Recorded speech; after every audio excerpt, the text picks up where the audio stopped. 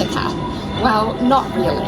I'm in a replica of Scott's hut, housed here at Sea Life Kelly Tarlton's. Scott's hut was erected in 1911 by the British Antarctic Expedition of 1910 to 1913. The 15 by 7.6 metre hut's insulation was provided by seaweed sewn into a quilt that was placed into the walls. They took luxury items such as a piano, gramophone, and a new invention at the time, a video camera.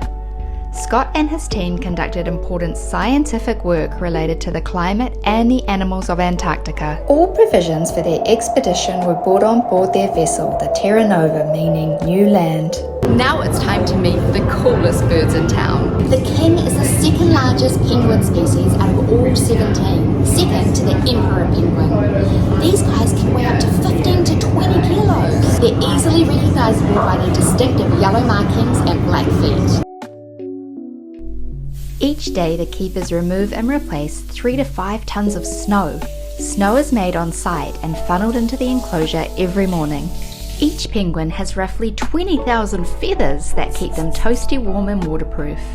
Penguins go through a catastrophic molt where they lose all of their feathers at once.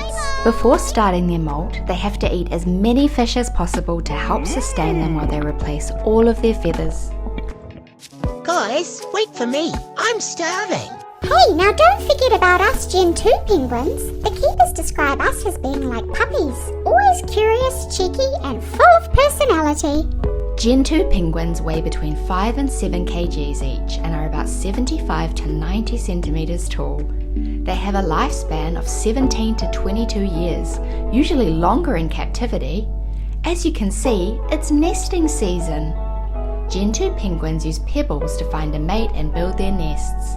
During the courtship period, male and female penguins will scour the ice for the perfect pebble. Once found, they will take the pebble and present it to their sweetheart as a gift. Get away from my nest. Oops, I'll have that. Excuse me, coming through. Don't mind me. I've just found the perfect pebble. Ooh, I hope she likes it, my darling. Look what I found. Gen 2 penguins are great parents. When it's feeding time, they regurgitate food like fish and squid for their chicks. The parents work together to make sure their little ones get enough to eat.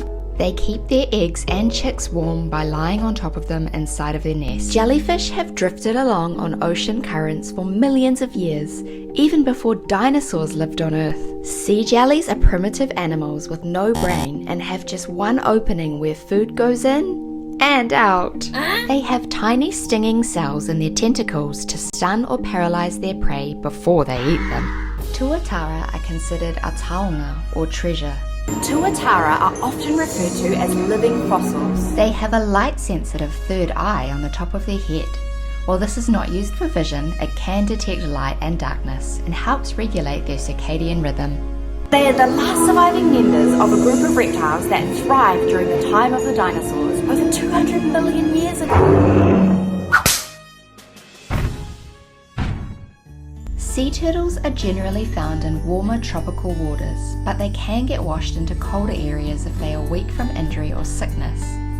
Sea Life Kelly Tarlton's is the only place in New Zealand that rehabilitates rescued turtles. Of the 7 marine turtle species, 5 of them are found in New Zealand waters and are considered either endangered or critically endangered. Sea turtles are reptiles, which means they are air-breathing animals. They can hold their breath for a really long time. This helps them during their long dives. Depending on their level of activity, some sea turtles can even hold their breath for up to 7 hours. This is Waiwai Toru, found at Dargaville's Omamari Beach. Can you guess how he got his name? And this is Nawai, found at Kaimomo Beach in the far north. The sea turtle's body is attached to its shell. The shell is composed of bony plates covered by a layer of tough, leathery skin. These turtles love having their shells scratched. Once these turtles are back to full health, they will be returned to their natural habitat, the ocean. But for now, they love hanging out in this bell in their enclosure.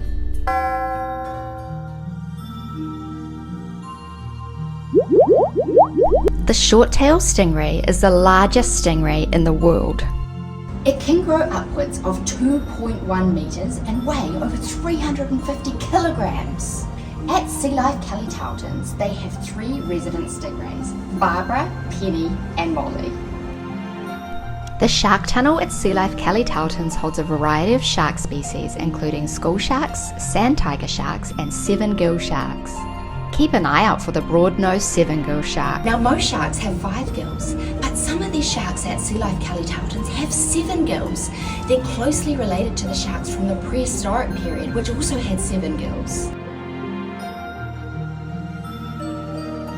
Whoa! Here comes a sand tiger shark, the largest species on display.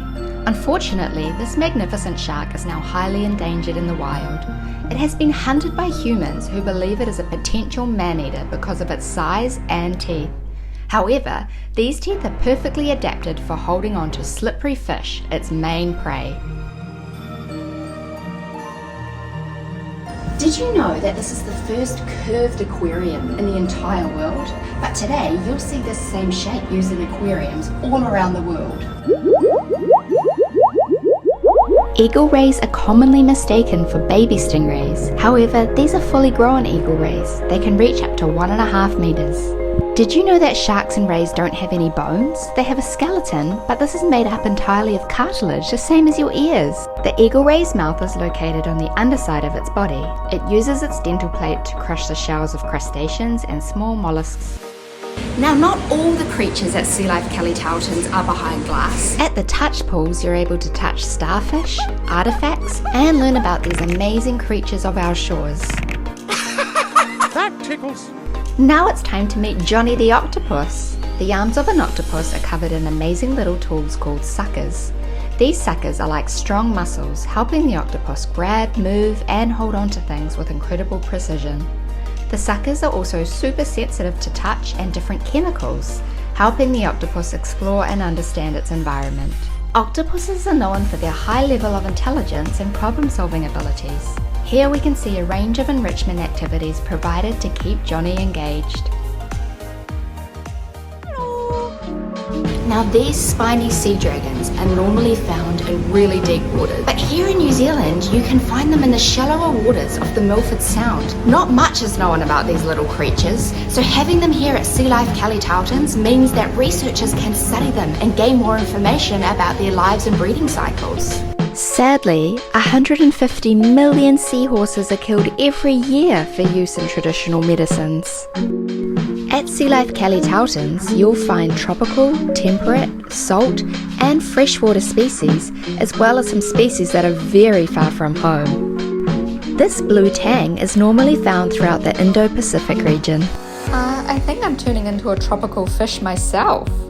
Kelly Tarlton's vision is of a world where our oceans are healthy, properly protected, and full of diverse life. After spending time here and observing these creatures' unique beauty, you'll be inspired to help protect them for generations to come. Oh, and not to mention, you can even take your favorites home with you.